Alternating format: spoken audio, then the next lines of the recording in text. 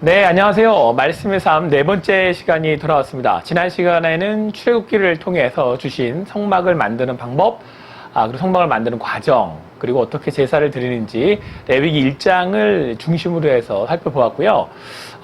구약의 제사는 죄인들을 구원하시는 하나님의 구원의 설계이기 때문에 아주 중요합니다. 그래서 제가 좀 더 자세하게 설명드리고 있고요.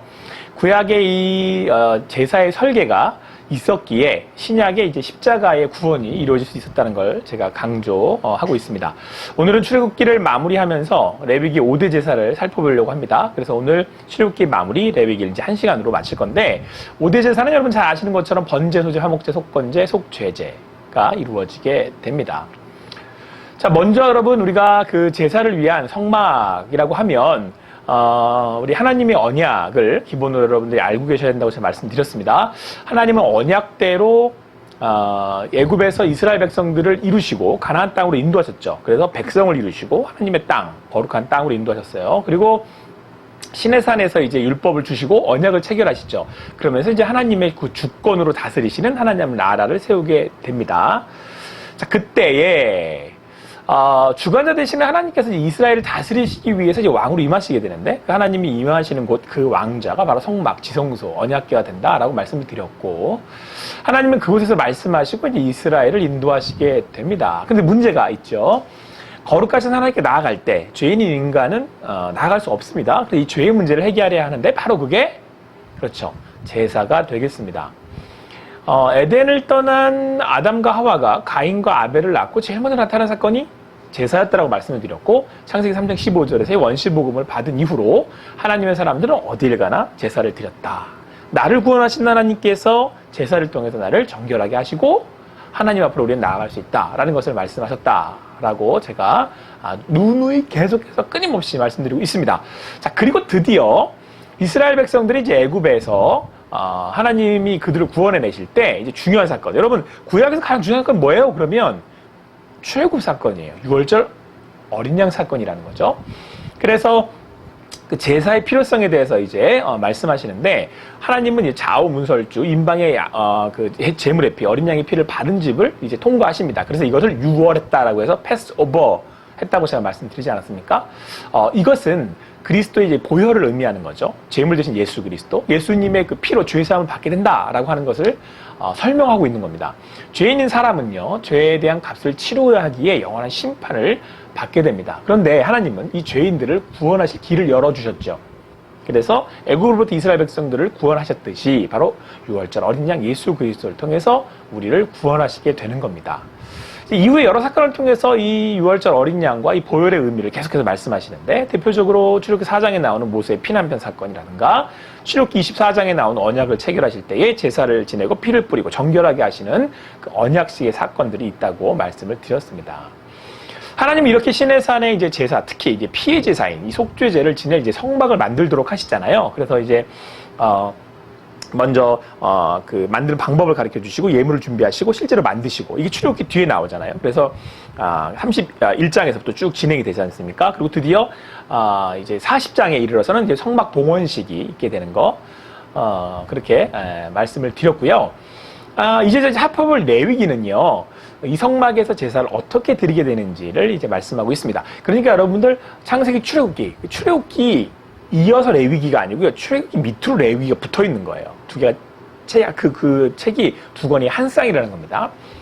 먼저 여러분 레위기의 주제는요. 거룩입니다. 레위기 11장 45절 말씀에 나는 너희의 하나님이 되려고 너희를 애굽 땅에서 인도하여 낸 여호와라. 내가 거룩하니 너희도 거룩하라 라고 말씀하셨어요. 레위기에는 이 거룩이라는 단어가 90번이 나오는데요. 바로 레위기의 주제가 거룩입니다.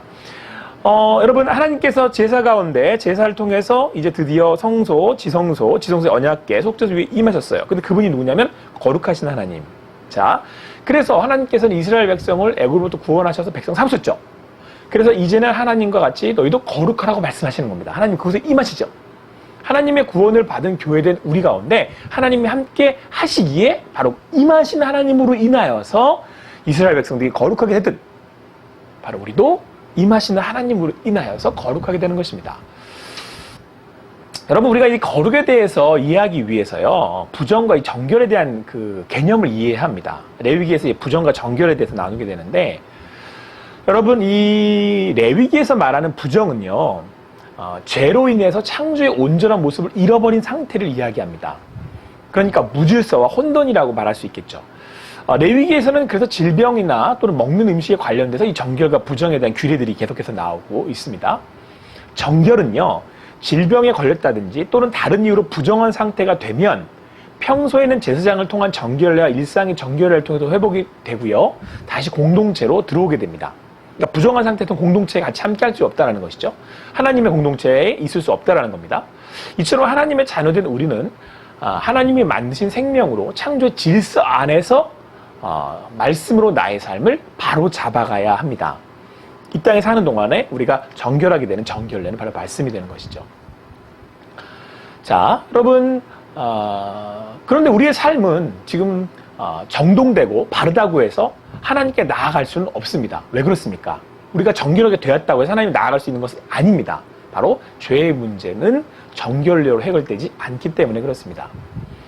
그래서 정결과는 달리 여러분, 이 거룩은요, 하나님이 계시는 지성소로 나아가야 하기 때문에 반드시 죄의 문제를 해결하기 위해서 제사를 통과해야만 하는 것입니다. 이제 단계가 이해가 되시죠? 그렇게 우리가 성소를 지나서 제사를 드리고 정결하게 되어 이제 성소를 지나서 어디로 나아갑니까? 지성소로 나아갑니다. 거룩하신 하나님께서 계신 임재하심으로 거룩하게 우리가 되는 것이죠. 하나님과, 그러니까 중요한 포인트는 하나님의 임재가 없이는 거룩해질 수 없다라는 것이죠. 그러니까 부정한 우리가 정결하게 되었을 때 그 정결은 다시 하나님으로 인하여서 거룩하게 되는 겁니다. 예수 그리스도로 인해서 성전된 우리 가운데 하나님이 함께 하시기에 거룩한 백성, 거룩한 나라가 되는 것이죠.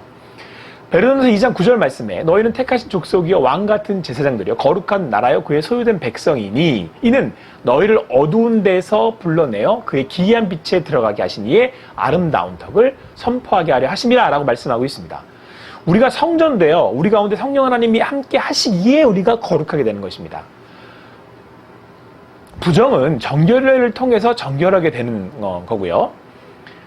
우리가 생활하다 보면 더러워지기 마련입니다. 그래서 그것을 씻어내고 청결하게 하는 것처럼 하루를 살다가 죄로 더럽혀지게 될 때에도 정결하게 해야 합니다.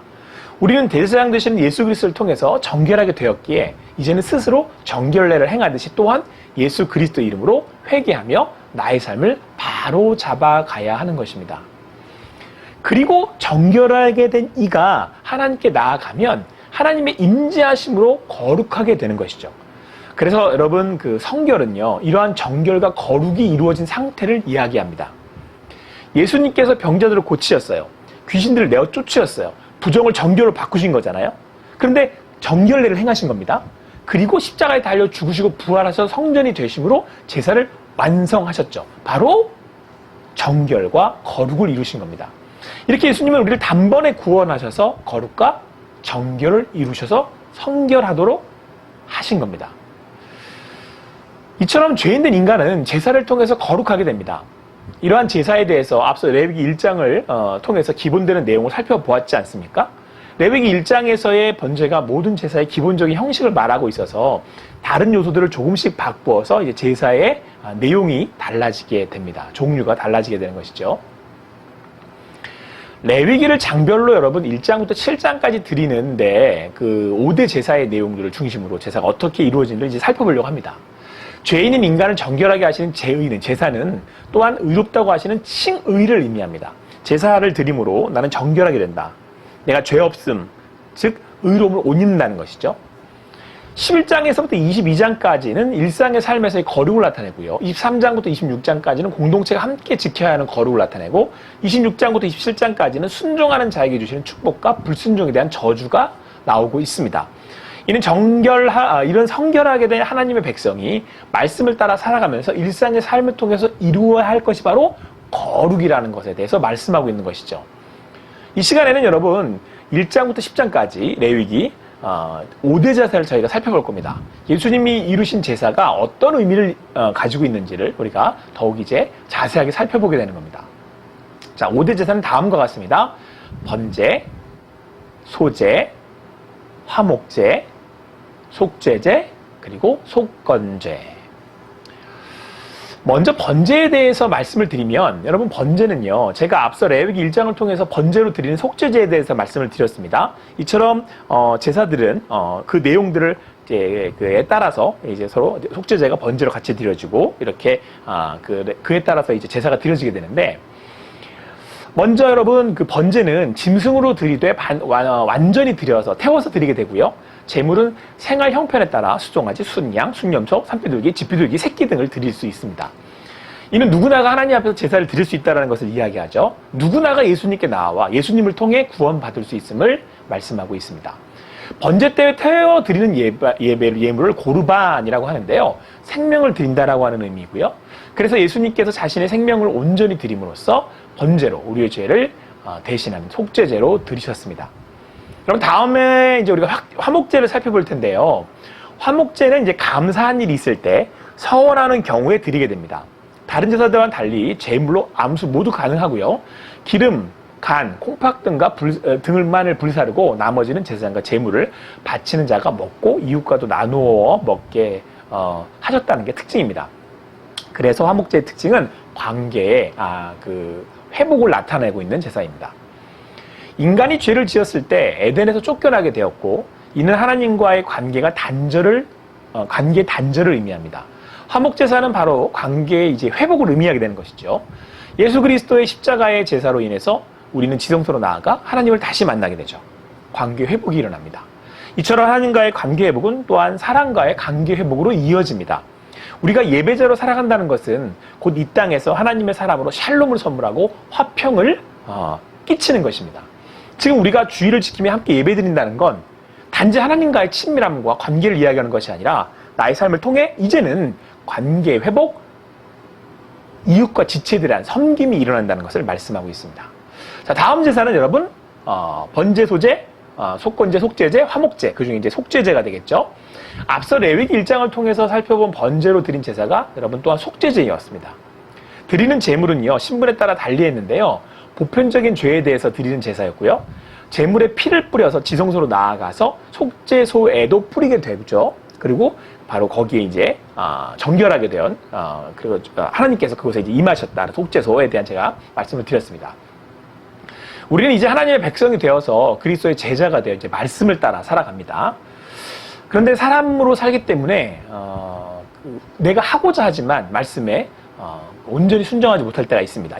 이러한 때 우리의 죄인됨에 대해서 속죄하기 위해서 우리는 바로 제사를 드리는 제사를 속죄죄라고 합니다. 하나님은 인간의 연약함을 아십니다. 나의 연약함도 아십니다. 그래서 예수 그리스도를 통해 전적인 은혜로 우리를 구원하셨던 것입니다. 자, 여러분 다음으로 속건제가 나오는데 배상에 대한 제사입니다. 성물에 관한 죄를 지었거나 인간관계에 대한 어떤 그런 해를 끼쳤거나 그랬을 때, 또는 여호와의 금령을 범한 죄, 사람 사이의 어떤 그런 죄, 이런 것을 속하기 위해서 드리는 그런 제사입니다. 오직 순양으로만 드렸고요. 앞서서 속죄제가 인간의 본질적인 죄에 대한 제사였다면 속건제는 보다 개인적인 죄에 대해서 드리는 제사입니다. 예수님께서 우리의 본질적인 죄뿐만 아니라 개인적인 죄도 속죄해 주셨습니다. 예수님은 속죄 제물이자 속건 제물이시기 때문에 우리는 특별한 죄에 관해서도 예수님을 통해 죄사함을 받을 수 있는 겁니다. 그러므로 우리는 나의 삶의 자리에서 회개함으로 예수 그리스도의 보혈로 이러한 죄의 문제를 해결하고 다시금 나아갈 수 있게 되는 것입니다. 여러분 마지막으로 이제 소제를 살펴보려고 하는데요. 레위기의 순서를 보면 1장은 번제, 2장은 소제, 3장은 화목제예요. 그리고 4장은 속죄제, 그리고 5장이 속건제, 이렇게 소개하고 있습니다. 그런데 여러분 제가 소제를 뒤로 설명한 이유가 있어요. 뭘까요? 우선 소제는 곡식으로 드리는 제사를 소제라고 합니다. 근데 여기에 이제 여러 형태로 드리게 되는데, 고운 가루로, 또 화덕에 구워서 철판에 붙인 것으로, 냄비에 튀긴 것으로 이렇게 드리게 됩니다. 일종의 감사제고요. 번제와 화목제를 드릴 때 같이 드리게 되는데 제물의 종류에 따라 이제 양이 달라지게 됩니다. 자, 그런데 여기서 번제로 드렸던 아벨의 제사는 받으셨고 가인이 곡식으로 드린 소제를 받지 않으셨습니다. 창세기 4장에서 이 내용이 나오죠. 그렇다면 레위기에서는 소제를 받으신다고, 아니 오히려 소제라고 하는 것을 따로 떼서 설명하고 있잖아요. 도대체 어떻게 된 일일까요? 가인과 아벨의 제사에 대해서는 다른 여러분 몇 가지 해석들이 있습니다. 그러나 저는 제가 여러분들에게 말씀을 드릴 때 이 가인과 아벨의 제사를 통해서 번제로 드리는 속죄제에 대해서 말씀하시고 있다고 제가 설명을 드렸고요. 구약의 제사는 바로 이 피의 제사임을 말씀드리고 강조를 드렸습니다. 제가 이렇게 말씀드린 데에는 연대기적으로 우리가 전체적인 1장부터 10장까지의 내용, 아니 그 이후에 나온 내용들을 살펴볼 때 제가 제사가 반복돼서 나오고 있다고 제가 설명을 드렸죠. 그 믿음의 사람들은 어디를 가나 제사를 드려요. 그것도 바로 번제로 드린다는 것이죠. 그런데 하나님은 소제도 받으신다는 거예요. 제가 그래서 전후 내용들을 살펴볼 때 소제는 감사제로 다른 제사와 더불어 드렸다는 것에 또한 그 내용을 함께 살펴볼 때 레위기를 통해서 본다면 하나님은 번제도 받으시고 소제도 받으세요. 어쨌든 곡물의 제사도 받으신다는 말씀이잖아요. 그러니까 결론적으로 가인의 제사가 단지 번제로 짐승을 드리지 않았기 때문만은 아니라는 것을 알 수가 있습니다. 창세기 4장 4절 말씀에 아벨은 자기도 양의 새끼와 그 기름으로 드렸더니 여호와께서 아벨과 그의 제물은 받으셨으나, 그러니까 가인과 아벨을 통해서 첫 번째 말씀하시고자 했다는 것은 우리의 죄를 속하는 속죄제에 대한 말씀을 하고 싶으셨던 거고요. 두 번째는 아벨과 가인, 특별히 가인과 아벨을 통해서 드려지는 제물과 드리는 사람에 대해서 말씀하고 싶었던 거예요. 여러분 5절 말씀에는 가인과 그의 제물은 받지 아니하신지라 가인이 몹시 분하여 안색이 변하니 이렇게 말씀하고 있어요. 하나님은 가인과 그의 제물은 받지 않으셨다라고 말씀합니다. 그러니까 하나님은요, 제사를 받으셨을 뿐만 아니라 제물을 드린 일을 같이 받으신다는 말씀이에요. 이것은 가인과 아벨의 제사를 통해서 말씀하셔 했던 것이, 제가 다시 한번 말씀드리지만 아벨의 제사와 가인의 제사의 비교를 통한 속죄제에 대한 가르침일 뿐만 아니라 제사를 드리는 가인 자신의 삶을 받지 않으심으로 제사를 드리는 자의 마음에 대해서도 삶에 대해서도 말씀하고 있다는 거예요. 더욱 의미 있는 것은 번제가 생명을 드리는 것이라면 소제는 삶을 드리는 것임을, 그리고 바로 그 소제는 번제와 같이 드리는 것임을 우리가 기억해야 합니다. 하나님께 드리는 속죄제는, 예수 그리스도 안에서 드려진 나의 속죄제는 나만 죽는 것이 아니라, 그리스도만이 죽는 것이 아니라 내가 그리스도 안에서 그리스도와 함께 십자가에 못 박혔다는 사실을 여러분들 기억하셔야 합니다. 정리해서 말하자면 아벨의 제사가 죄로부터의 구원의 속죄제를 말씀하셨다면 가인의 제사를 통해서는 나 자신의 삶을 드리는 산제사로서의 성화의 삶을, 십자가를 지고 예수님을 따르는 삶을 말씀하고 있다. 하나님은 내가 살아가는 삶을 통해서 하나님이 기뻐하시는 예배 받으시기를, 산제사의 예배를 받으시기를 원하신다라고 하는 것입니다. 자, 그렇다면 산제사, 삶을 통한 제물을 어떻게 준비해야 되는지 지금부터 살펴보도록 하겠습니다. 여러분, 지금 5대 제사가 이루어지는 건 모세의 장막입니다. 그리고 모세의 장막은 세 가지 별명으로 불립니다. 증거막, 성막, 회막. 그런데 우리는 성막이라고 하는 이름이 익숙해요. 근데 뭐가 더 많다고요? 네. 회막이 모세의 사실은 모세의 장막의 정체성은 사실 회막입니다. 회막은 146번, 6회 불리거든요. 회막은 하나님과 하나님의 백성이 만나는 곳이라는 의미입니다. 내가 거기서 이스라엘 자손을 만나리니 내 영광으로 말미암아 회막이 거룩하게 될지라. 만나리니 회막에서 하나님을 만나게 되고 거룩하신 하나님의 임재로 또한 우리가 거룩하게 됩니다. 그렇죠? 그러니까 거룩은 앞서 말씀드린 것처럼 속죄제로 정결하게 된 사람이 하나님의 임재로 인해서 거룩하게 되는 것을 이야기합니다. 이때 하나님의 임재는 하나님의 영광이라고 말씀하는데요. 영광은요, 무게를 의미합니다. 좀 우스운 질문이지만 하나님의 무게는 어떻게 나타날까요? 출애굽기 33장 18절 말씀에 모세가 이르되 원하건대 주의 영광을 내게 보이소서. 모세가 하나님의 영광을 보기를 원했습니다. 하나님을 더 보기 원했다는 말씀입니다. 그러자 하나님이 이렇게 말씀을 하십니다. 여호와께서 구름 가운데 강림하사 그와 함께 거기 서서 여호와의 이름을 선포하실세. 여호와께서 그의 앞으로 지나시며 선포하시되 여호와라 여호와라 자비롭고 은혜롭고 노하기를 더디하고 인자와 진실이 많은 하나님이라. 여호와라 여호와라, 첫째는 하나님의 이름입니다. 즉 하나님의 존재 자체가 영광이라고 하는 의미죠. 다음으로 자비롭고 은혜롭고 노하기를 더디하시고 인자와 진실이 많은, 그러니까 둘째 하나님을 나타내 보실 때 두 번째는 성품입니다. 영광은 하나님 존재 자체를 나타내기에 하나님의 이름이고요, 또한 그분의 성품을 나타내고 있다는 것입니다. 그래서 하나님이 나와 함께 하심으로 거룩게 된다고 했을 때 거룩하게 된다고 했을 때 나에게 거룩하신 하나님의 성품이 드러나게 되는 거죠. 그분과 함께 친밀해지면 그분의 최치가, 그분의 향기가 나는 겁니다. 하나님의 임재는 신약에서는 성령의 임재로 나타나는데요. 하나님은 구약에서 성전에 임하셨듯이 이제는 교회된 이 그리스도인들에게 성전된 교회에 임하신다라고 말씀하고 있어요. 그 사건이 바로 마가의 다락방 사건이고요. 제자들에게 각자 이제 성령이 임하셨던 것을 이제 경험하게 하셨던 것이죠. 자, 그리고 난 다음이 중요합니다. 그리고 나서 어떻게 해요? 바로 성령이 임하시면 은사와 열매가 나타나는 거죠.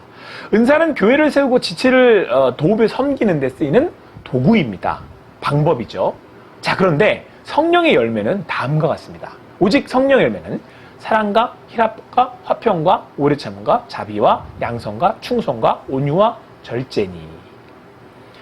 성령의 열매는 바로 여러분 성품입니다. 예수님의 성품이죠. 성령의 열매 9가지를 한마디로 요약하면 예수님의 성품입니다. 그래서 성품은 그리스도를 닮아가는 과정 가운데 나타나는 열매입니다. 예수님은 은사가 탁월하다던 그 고린도 교회를 향해서 이렇게 말씀하셨어요. 어린 나이와 같다. 고린도서 13장에서 그리고 사랑장에 대해서 말씀하시면서 은사가 아무리 탁월해도 사랑이 없으면 아무것도 아니라고 말씀하셨습니다.